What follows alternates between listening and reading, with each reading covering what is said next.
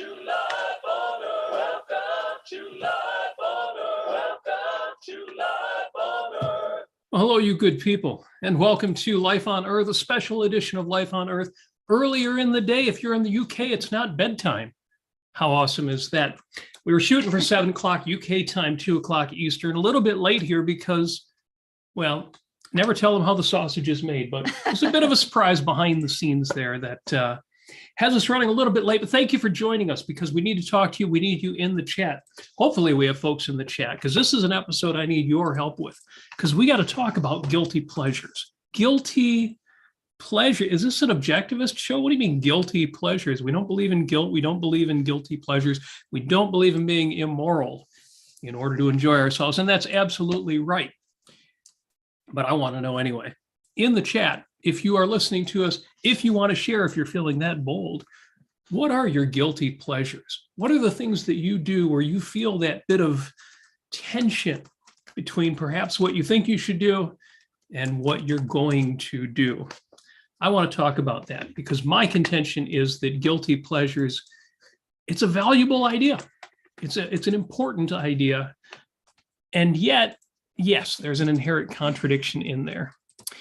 Yes, and we already have a wonderful super chat from Jonathan. The super chat is in effect. Now, Jonathan, the great Jonathan Honig. Jonathan, I owe you, man. I owe you because you were the reminder that, oh my God, we got to get on the show when you announced that we were coming up at 7 o'clock UK time.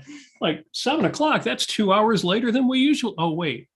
Oh, that's UK time. There's a time difference between Michigan and the UK. Go figure. So yes, good to see Jonathan Honig in the house and welcome. I want to know, what are your guilty pleasures? What are your original sins? Ooh, original sins. This was great fun. If you heard Yaron Brooks, not the last show, but the one before that, he did another one of his rules for life. And he's up to rule 16. And he said, I don't know how many rules we're going to end up with. I know originally he was going to consolidate them. You know, some of them would end up falling within the same category, the same bailiwick, the same wheelhouse, whatever the right metaphor is for that. I think he forgot about that because now he's thinking like Jordan Peterson. He's going to have 24 of them. You know, Jordan did 12 and then 12 more.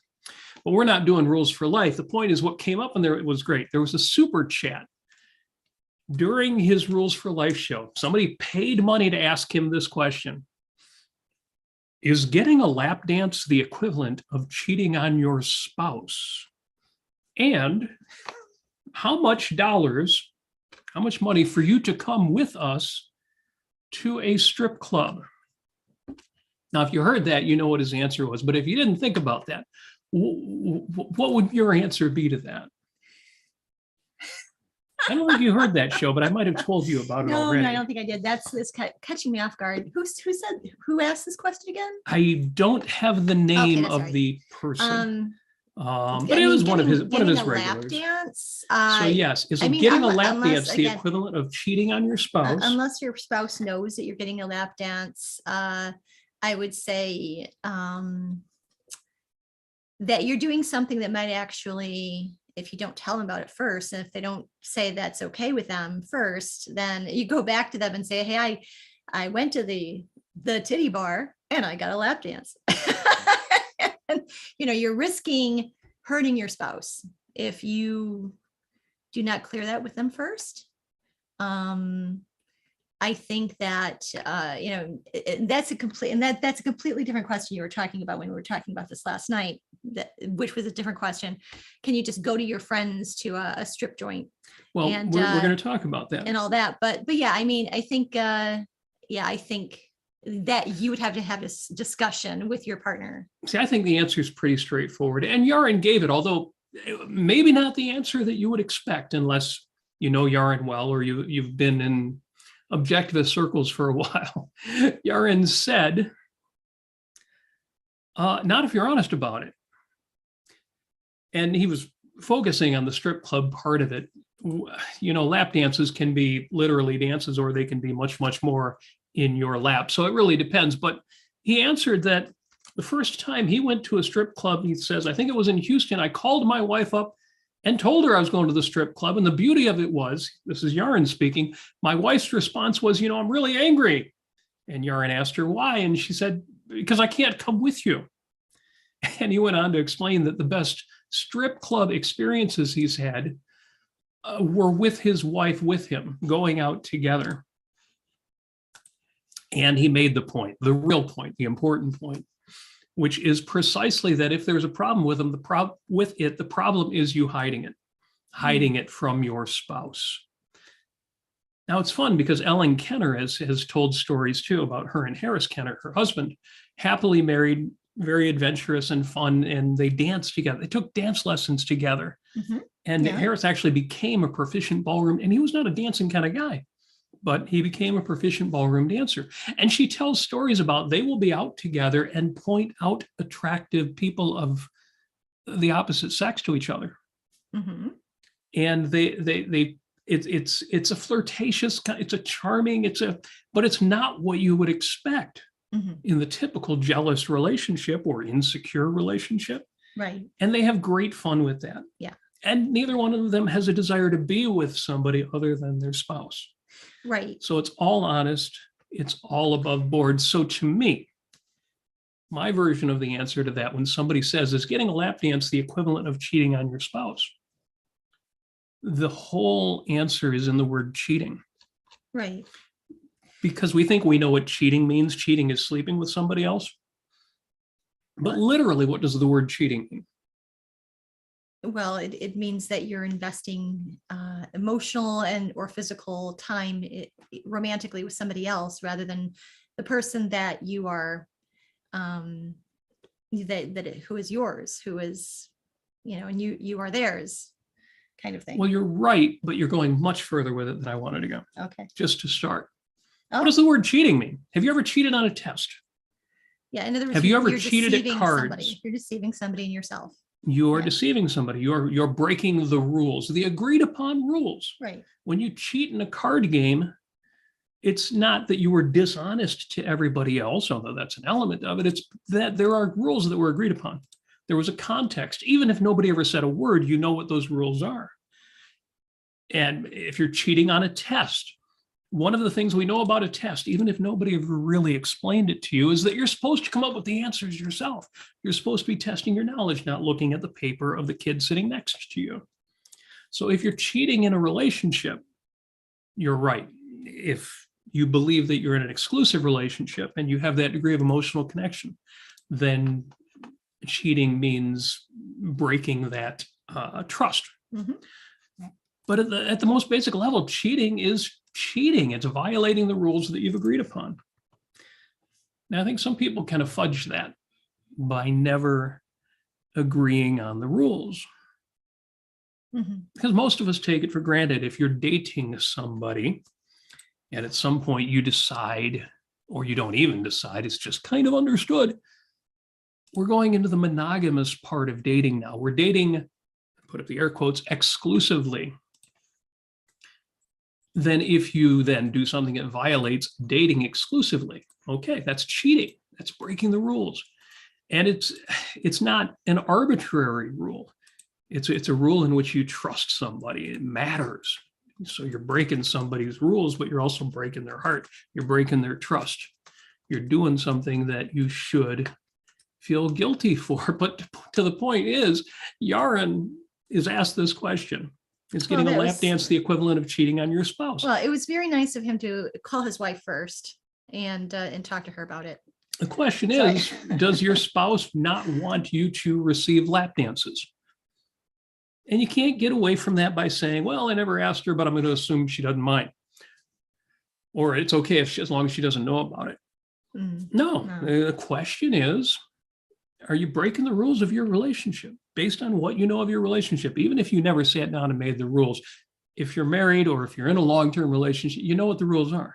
If you're not that close to somebody, you're not in a relationship. So yes, is a lap dance cheating? I don't know. What are the rules of your relationship? I think for most exclusive relationships, the answer is going to be yes, but Yeah, I mean, but before we get off that topic, because Yeah. we're going to be talking about guilty pleasures, and Yes. and if you want to go ahead and put in your comment what your guilty pleasure is, or what you think of the term guilty pleasure in the first place is, please go ahead and do that in the comments. But before we get off that topic, it's important to know also, I think that you know, if you're having, I mean, cheating in terms of, you know, being in a relationship and cheating on your partner also can fall, one other thing can fall into that category, which is emotionally investing in another person romantically online, for instance. Yes. You don't even have to have physical contact, or even see them in person, or even talk to them on the phone. You know, there's also that issue. So, I mean, if you're investing, you know, romantic energy on another person, yeah, then it's not going to your spouse. And it's interesting to bring that up, because we talked about that once before. There was an article online that we talked about at length, I think, on our Sunday show, which you can find at youtube.com/Robert Nasir every Sunday at 6 o'clock. But on our Sunday show, we read from an article where somebody made the claim that if there's no physical contact between you and another person, that is not cheating on your relationship.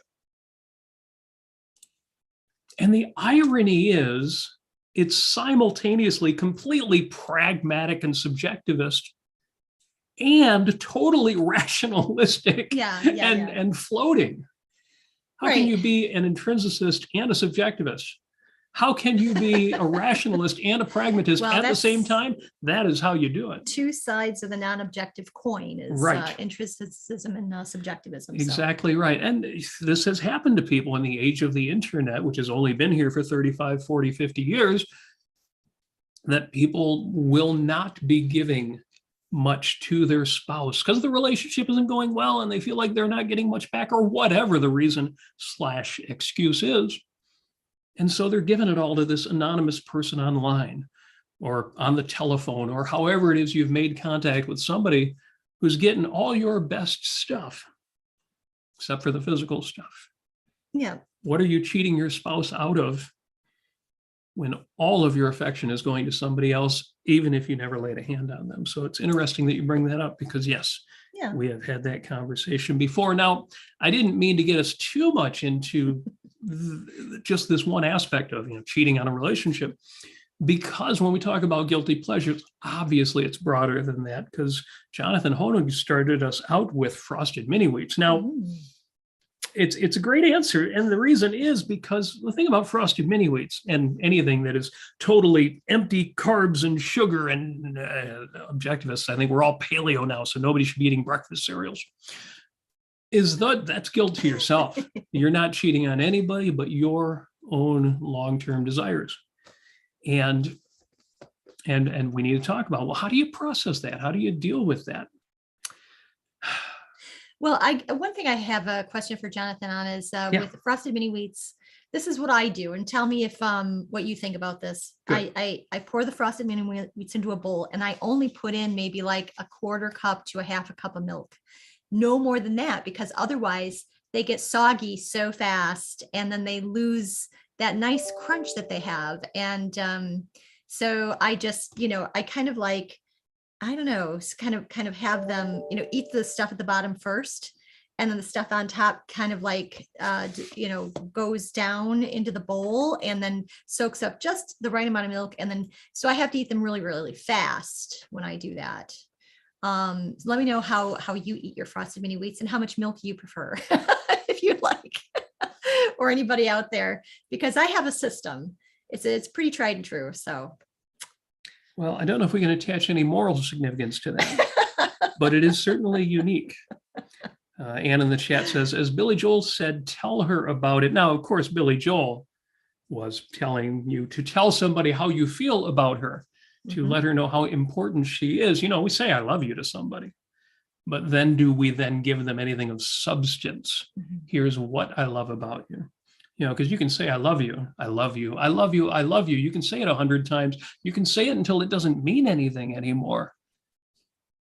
Or you can actually give her the stuff. So great Billy Joel song. But yes, the question is it cheating? Is it guilt earned, guilt earning, worthy of guilt, guilt inducing? Are you doing the wrong thing? And Paolo's giving Jonathan a hard time here. Wait, does Robert already know about this? Amy. Yes, I know about how Amy eats her breakfast cereals. I try not to hold it against her because I'm a generous person in that regard. I'm pretty generous too, considering that I don't like gravy and Robert really loves gravy. So I dig gravy. Yeah. yeah. I mean, I can have a little bit on some Salisbury steak, but that's about it. Otherwise, it's gelatinous and kind of brown and gross. Right. Yes.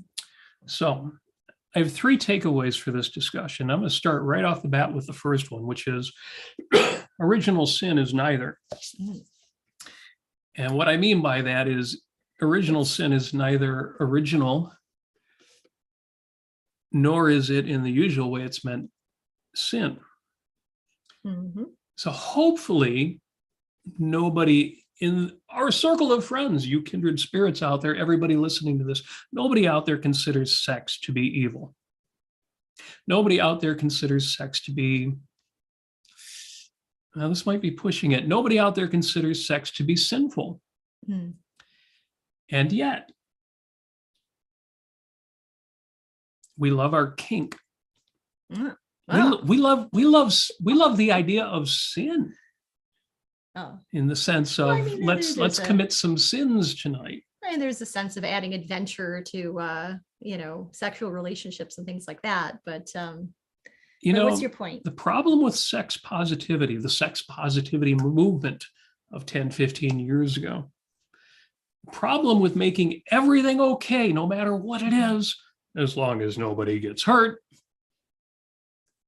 is now there are no boundaries. We forget that we are pushing boundaries in certain activities, or those activities in certain places or certain contexts. Crazy, crazy stuff that is not vanilla. We've made everything vanilla. We take something like 50 Shades of Grey and we put it up on the movie screen at the multiplex. Like, oh yeah, okay, yeah, BDSM, whatever. That's vanilla now. Everything is vanilla. We talk about doms and subs in cartoons, and we make silly jokes about them. Nothing is a boundary. There is no pushing boundaries. There is no sin. There's nothing is kinky. Everything is vanilla. I think that's kind of a sad thing, and for 2 reasons. The first and the obvious one is you want to be pushing the limits. And if you have removed all the limits, there's nothing to push against. And the other is that we've pretended that everything is vanilla when it's really not. And some things really are pushing the boundary. Some things are pushing the boundary of what is healthy, psychologically and physically. We pretend that there is no risk to doing risky things. So how does that apply to having guilty pleasures and asking yourself whether or not they're irrational or that you should feel guilty about them? Because I'm throwing out the concept of original sin. And really what I'm doing is I'm throwing out the concept of sin in the religious sense. What I want to do is to be able to retain it for its playful purposes. And that's why I say, in a quirky, quippy, shorthand, but I think powerful way, original sin is neither. Original sin is neither original nor sin. I always say I'm older than sin. I know because I invented a few of the good ones. But Amy, you mentioned when we were talking about this earlier that we were talking about this earlier. Well, a lot of this grows out of the fact that even people, again, out there, you don't believe in this stuff. You don't believe in this sin. You're not religious, say. Yeah. And yet, if you were brought up with a religious upbringing, a lot of us are still carrying that baggage. So I thought about the whole idea of guilty pleasures, and I thought, is that the same? Is that kind of in the same, I guess, development out of that mind-body dichotomy of Christianity? You've got guilty pleasures, but you also have dirty sex. So the idea that sex is dirty, that pleasures are guilty, that that you can, I think I can make a case for that being derived out of that Judeo Christian ethic of that's based in the whole mind body dichotomy, and that your soul, your consciousness is pure, and you get that after you're dead and you go to heaven. You're a floating non-entity. You have no body, because anything having to do with the body is evil or corrupt. Yeah. So anyway, so I question the whole idea of guilty pleasure. The idea is that we're all human beings are hopefully are born with this ability to have the pleasure pain mechanism. You have your five senses, and you have all sorts of ways that you can experience and enjoy life. And yeah, you should not, of course, you should have a philosophy that has a rational morality, like objectivism, to use as a resource in guiding your actions and your thoughts. But yeah, pleasure in and of itself is not guilty. It just, you do experience it, and you have to reason it out. Ask yourself, if Cocoa Puffs or shredded wheat or frosted mini wheats, actually, or anything else is a value for you in a certain context at any given moment. Eating frosted mini wheats every single day for 3 meals a day for a month is not going to be of nutritional value to you, and it's going to make you gain weight probably. So anyway, yeah, you just have to reason all of those values out, like any value that you have. Yeah. Well, speaking of reasoning values out, Jason in the chat says Hooters has 9/11 wings. Now we could talk just about Hooters in general, but he says, I know they're named for 911 emergency numbers, but he says, I like to go on September 11th and have 9/11 wings. Saudi Arabia should have a Hooters, then we'll know we're safe. Now, as you say, context matters. Yeah. One of my quips is context is everything, literally, because context is everything that conditions your understanding of a given topic or situation. And Jason's a perfect example of that. If Jason can go into a Hooters on September 11th, order the 911 wings as 9/11 wings, and not feel that that is causing him in any way to disrespect, for example, the victims of 9/11 or anything that happened on that day, or to suggest that the actual war against these cultural factors in the Middle East and is in any way minimized or trivialized by that. And he can have fun and still take everything seriously that needs to be taken seriously, or power to him. Context is everything. For that, you have to go back to the show we did on copper pot objectivism. If something is of value to you, and even if you haven't written a full paper, an essay justifying it, but there's no contradiction, you're doing this for the right reasons, you should never let go of a value like that. Christopher in the chat says something funny too. He talks about Quaker Harvest Crunch, and where is the earlier comment about, when we were kids, the idea of Cocoa Puffs. Cocoa Puffs seemed unbelievable. It's the craziest thing, because what happens is you're a kid and you go into a candy store and they got all this stuff. And then you look at the pastry aisle and you got, ho-hos and king dongs and if you're a kid, you ask your parents, and maybe, they'll let you get one of these things and you can have a treat. And then you go out to the playground and you burn it all off.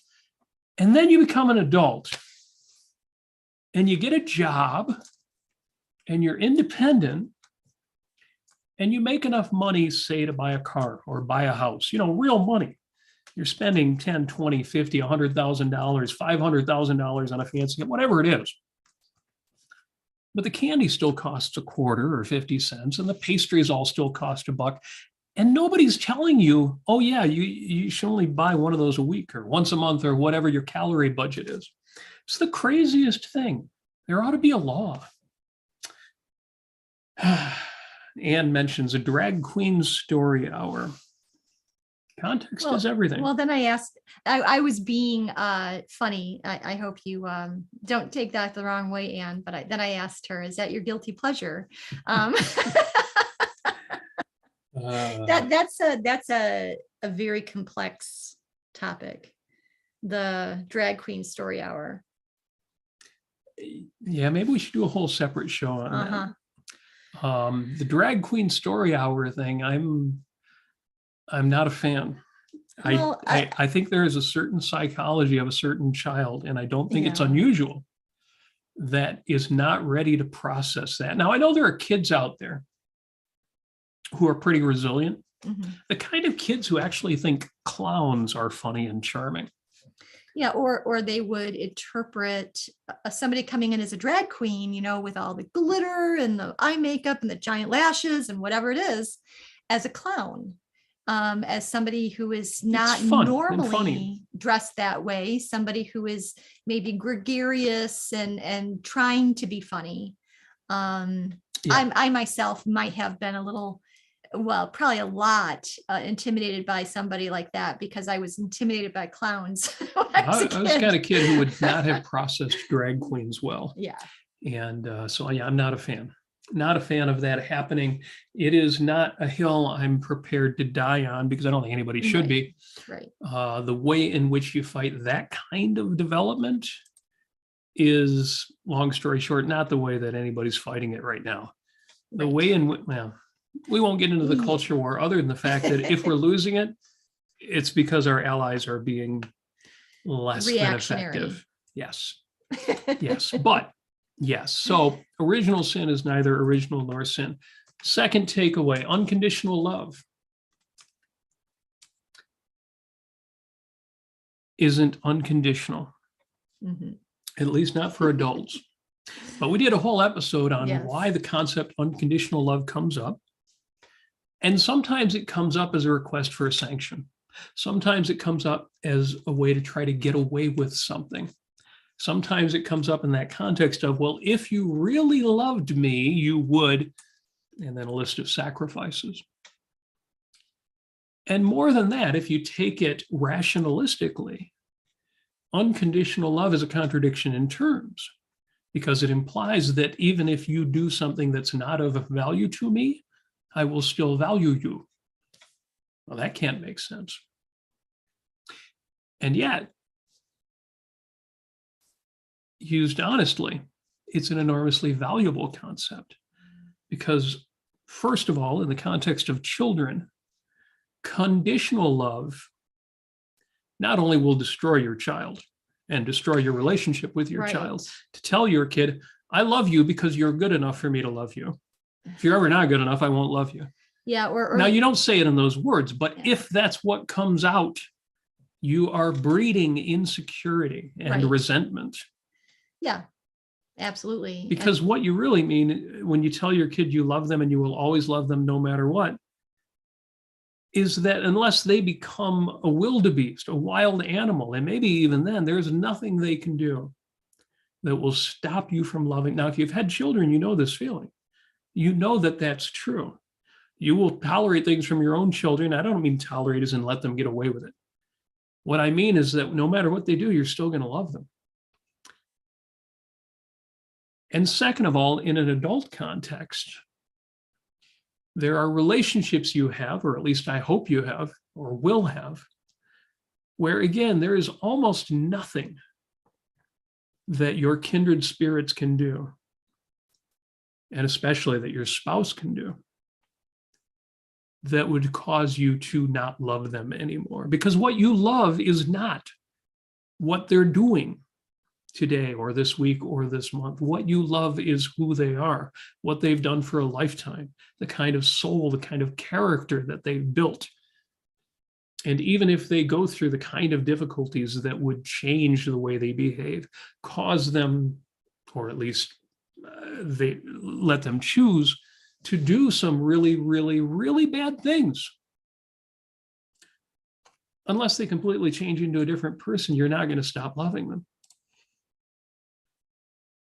Yeah, I mean, the same goes for friendships and romantic relationships. Mhm. You don't have a scoreboard that you keep up on the refrigerator and have a tit for tat kind of approach to the relationship. Yeah, they did this bad thing yesterday. That's 4 evil points, but now on the chart, they're still It's the +2, so they're still good. the merit and demerit system. It doesn't work.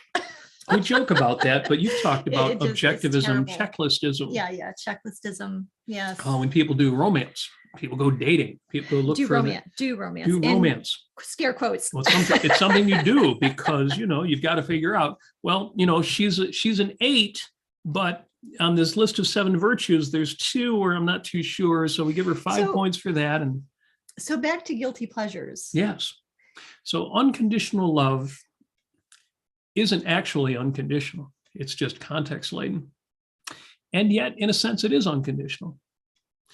So I'm a firm believer in unconditional love. We've done whole episodes on it, which you can listen to if you have any questions about that. And if your immediate reaction to it is, no, that's irrational, then you have a moral duty to go listen to those episodes. The links are in my show notes on facebook.com/Robert Nasir. No. So we've got 2 out of 3 here. Now we get to the cashing in. All right. Original sin is neither. Unconditional love isn't. And guilty pleasures shouldn't be. Yeah. Shouldn't be what? Guilty. Shouldn't be guilty. You shouldn't be ashamed of what you enjoy. You should ask yourself why you enjoy it. And are you willing to pay the price? Mm-hmm. Can you afford it? So think of going to Las Vegas. You're going to go gambling. Right. First of all, this idea that what happens in Vegas stays in Vegas. I hope there's not an objectivist, but more people than just objectivists listen to these shows. I hope there's not a rational person out there who actually believes in that idea of what happens in Vegas stays in Vegas. There are certain vacations you can take where no matter what you do, it doesn't count. But just like the Yarn Brooks story, that doesn't mean you need to be repressed and there's a whole bunch of things you just need to cross off your list of possible experiences. No, you simply need to make sure that you're not cheating on yourself, that you're not doing anything morally bad, that you're not being dishonest in your actions. Mm-hmm. So that doesn't mean that, well, because we think you should be good, you must be good. If you want to be successful, happy, have self-esteem and pride, then you have to do good things all the time. That doesn't mean you, again, checklistism, cross a whole bunch of things off that, well, that's obviously bad. I guess I will never do that. When you go to Vegas, let's just talk about gambling. How much should you gamble? Well, gambling's irrational. You shouldn't do it at all. Okay, that's obviously simplistic. And yet, if you're going to go just throw money in the gutter, because you're probably not going to walk away with more money than you came in, how do you process that? How do you decide? And the answer is, or one of the answers is, the obvious answer is, gambling is entertainment. So how much would you pay to go to a rock concert or a symphony? How much would you pay to go on a vacation? How much would you pay for a hotel room? Well, how much would you pay for 2 hours at the poker tables?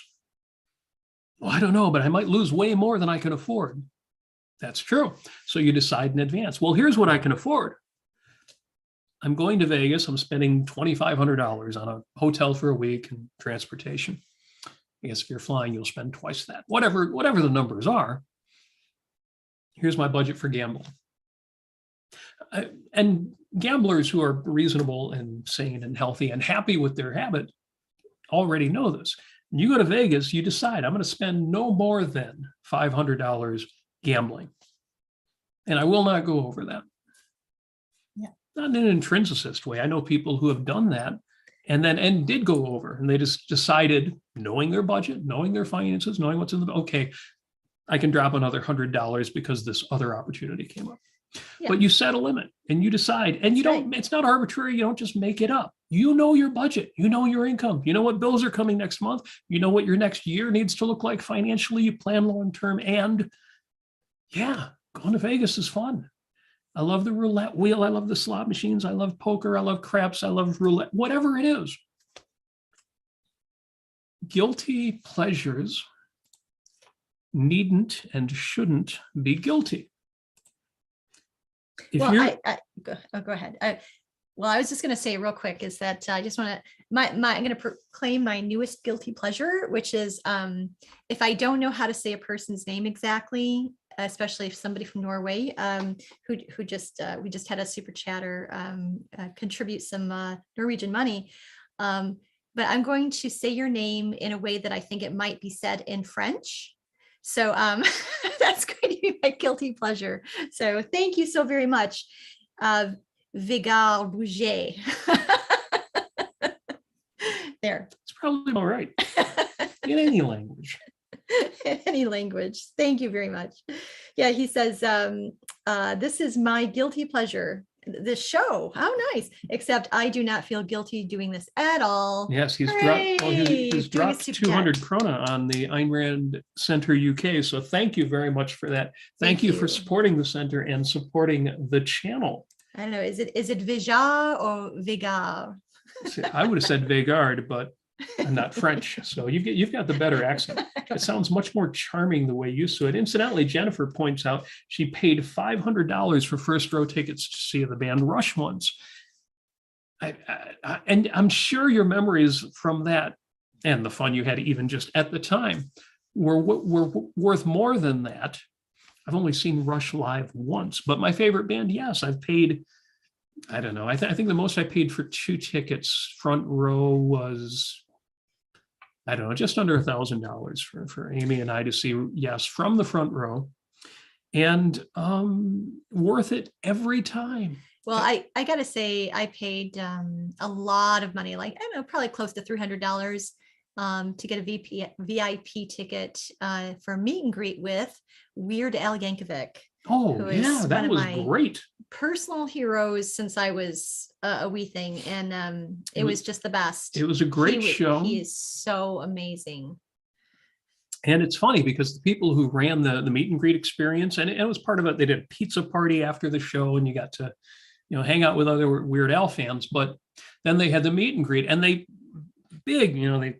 sell a couple hundred of these VIP tickets. So they said, when you go through, shake his hand or take your picture. Now we're going to be going really quick. Don't take too much time. I forget what the limitation was, but by the time we got to him, he was in no hurry at all. No rush. He talked to, we were in a group of 5 of us, and yeah, it was just I was able to actually look him in the eye. He looked me in the eye, and we had a short but meaningful conversation, and it was just the best. Worth every penny. Yes. And now one thing I want to mention is with regard to guilty pleasures, you might think to yourself, well, I like a certain type of or style of music that, say, most of my friends or perhaps I'm thinking most people, in the objectivist community, whatever, might dislike, and that might be a guilty pleasure. But I'd say question that, because comparing yourself or your taste in music or art or whatever it is to other people is not it's not going to give you any valid or useful or reality-based information. What will give you that information is to ask yourself, well, why do I like this particular thing? We actually just, a few weeks back, we did our show on 5 Minutes with Robert Nasir and Amy Nasir on a Sunday a few weeks back, and we were talking about punk rock. And I stated very explicitly why I love, and what I mean by punk rock is old school punk rock from the 70s and 80s. That's what I'm talking about, and maybe some 90s, but that's the cutoff.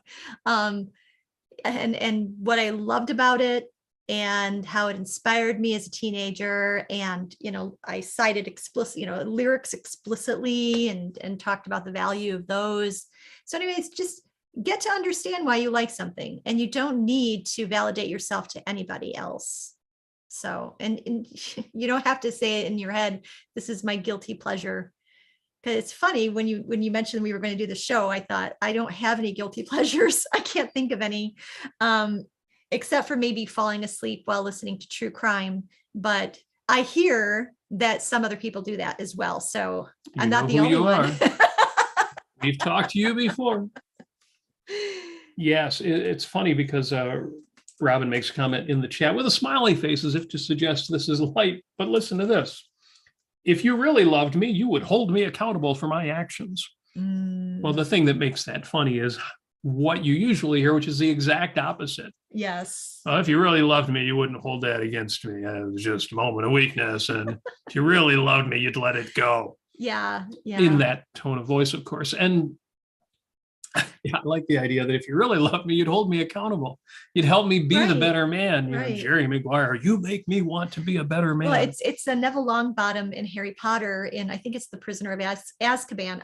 By the way, I'm listening to all the books currently on Audible, all the Harry Potter books, and it's when Neville stood up to Ron, Hermione, and Harry, trying to get them not to sneak out of their common room and their dorms. Right. Except, of course, they petrify him, right? Yeah, they do. Petrificus Totalis on him. And so anyway, at the very end, Neville earns 60 or so, or whatever, however many house points for Gryffindor. So anyway, there you go. It takes more courage and more love to tell somebody what you think that they're doing wrong. Because that means you care about them. Yes. So again, copper pot objectivists, we don't have to defend ourselves to anybody except ourselves. And even then, do not judge yourself more harshly than you would judge somebody you care about. But give yourself that gift of judging yourself and judging yourself rationally. Original sin is neither. It's neither original nor sin. Unconditional love is only unconditional because it takes into account broad context. And finally, guilty pleasures. Guilty pleasures shouldn't be. But again, don't throw out the baby with the bathwater. Don't throw out the excitement and the discernment to say, some things are a little over the edge. I can afford them. I can afford to do them. I can afford the money to go gambling and maybe even push the limits. I can afford extreme sports and maybe take a little more risk than I'm comfortable with. And I can afford in my romantic life to try things that don't come naturally for me and make me, that put me in a state that just might make everything a little better anyway. And those are my takeaways. Again, I'd love to see more in the chat of what are your guilty pleasures, but we've gotten a few good ones in there. Guilty pleasures, again, the way to get rid of the guilt is to take the full context into account. Yep. And to be willing to pay for what you get. Yeah, I should say that this may come to as a shock to some of you, but I actually support the Satanic Temple. Because they're really funny and pretty cool, and they do some good works, and they make excellent hot sauces. And I just put an order in.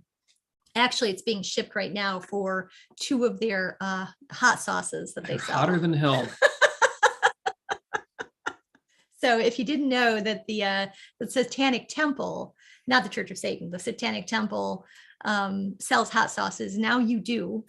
And you can discover that for yourself, see if it's a value. So there you go. Yes. So welcome to Life on Earth. Thank you for joining us. We will be taking a week off. The good people at the Ayn Rand Center UK are rearranging the schedule to make everybody's schedule work with OCON. Incidentally, if you're not already a supporter of the Ayn Rand Center UK, I'm guessing you all are, but if you're not a member, go to aynrandcenter.co.uk and become a member by clicking Become a Member at the top of the page. The link will be in the chat, so you don't even have to do that. Just click the link, sign up, and join us. Do what the cool kids are doing, because Lord knows we are. You can also become a member of the Ayn Rand Center UK's YouTube channel, which, of course, you've seen we're also doing too. You get access to not only super secret events, well, there haven't been too many of those, but the great emoji that are added to the usual stuff that everybody can do. No, you're exclusive. You get in to, and you even get a free once a month super chat that comes up if you are a member of the ARC UK YouTube channel. Yeah, I would say that a trade as valuable as supporting Ayn Rand Center UK is definitely not guilty in any way, shape, or form. That's right. And since Yaron's show was about cultivating the virtue of justice, support the people. Yaron, of course, said you should support him, and you should, but man, he's getting $650 a night on his super chat. I would be happy if we get $65 a show. I will be happy with that. So yes, by all means, support the Ayn Rand Center UK. Join us. Well, you can join us on Sunday for our Sunday show, youtube.com/Robert Nasir. But we will do a report from Okan. So although we will not see you next Thursday because we will be driving, we will be on the road to Washington, D.C. Oh my gosh. We will see you the Thursday after that. We will let you know how things are going at Okan. Those of you who aren't coming, we'll let you know what you missed. Yeah. Those of you who are coming, we will reminisce and talk about the amazing things that happened. How do I know that amazing things will happen? Because I think that we have the appropriate background to know this because we've experienced it before. Because we've done it before and we will do it again. And we're driving, which means we'll probably bring more musical instruments and other bizarre things that we bring to Okan like nobody else. We'll see. We will let you know. So thank you for joining us. Thank you for joining us. We will talk to you on Sunday if you're there. Otherwise, we will talk to you Life on Earth 2 Thursdays from now. And in the meantime, indulge in every pleasure you can. If any of them are guilty pleasures, consider them cutting out of your regimen, but do that slow. Take your time, think about it, be rational. And if you figure out there ain't no guilt, have at it. Thanks for joining us.